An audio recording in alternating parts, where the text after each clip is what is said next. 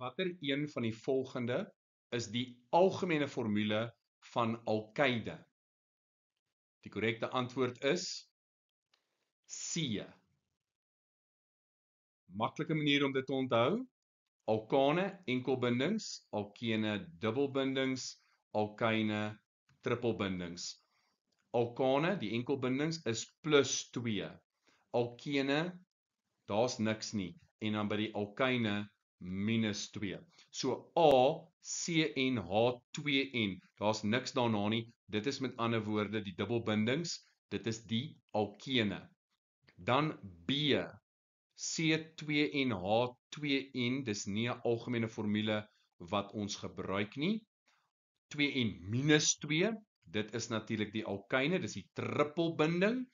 En dan 2N+2, dit is natuurlik die alkane, die enkelbindings, die versadigdes. En ja, hierdie is maklike punte in die eindeksamen, ken jou algemene formules.